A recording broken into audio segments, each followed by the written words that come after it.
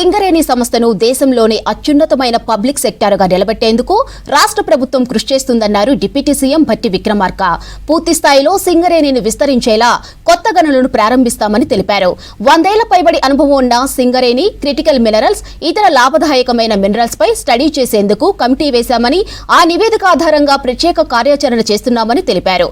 భద్రాద్రి కొత్తగూడెం జిల్లా కేంద్రంలో Singareni general manager కార్యాలయాన్ని ప్రారంభించారు భట్టి. ఇక కార్మికుల సంక్షేమమే సింగరేణి మొదటి ప్రాధాన్యతని, ఆ తరువాత వ్యాపార విస్తరణ ఉంటుందని తెలిపారు. పూర్తి స్థాయిలో సింగరేణిని విస్తరిస్తాం, ఇంకా కొత్త గనులు తీసుకుంటాం.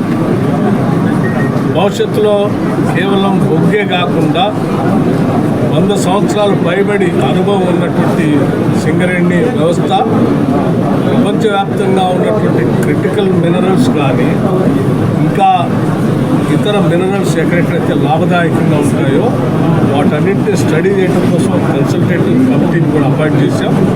ఆ కమిటీ ఇచ్చిన రిపోర్ట్ మేరకు ఈ రాష్ట్ర ప్రభుత్వంలో చర్చించి దీన్ని విస్తరించి, అంటే సింగరేణి కాలనీస్ ఇంకా కేవలం ఈ రాష్ట్రమే కాదు మిగతా రాష్ట్రాల్లో కూడా పెంచడమే కాకుండా ప్రపంచంలో కూడా ఎక్కడైనా క్రిటికల్ మినరల్స్ దేశానికి ఉపయోగపడే పెద్ద ఎత్తున ఉంటే వాటిల్లో కూడా సింగరేణి పాల్గొనేటట్టుగా కార్యాచరణ ప్రణాళిక తయారు చేస్తున్నాం.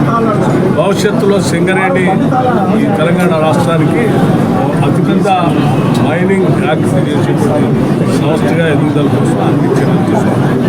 అట్లాగే సింగరేణి కార్మికులు మొట్టమొదటిసారి దేశ చరిత్రలోనే కార్మికుడి యొక్క ఏదైనా పొరపాట్ల ప్రమాదం జరిగేదని సంభవిస్తే ₹1,00,00,000 ఇన్సూరెన్స్ చేయించడం అనేది ఒక చారిత్రాత్మకమైన నిర్ణయం కూడా తీసుకుంటాం.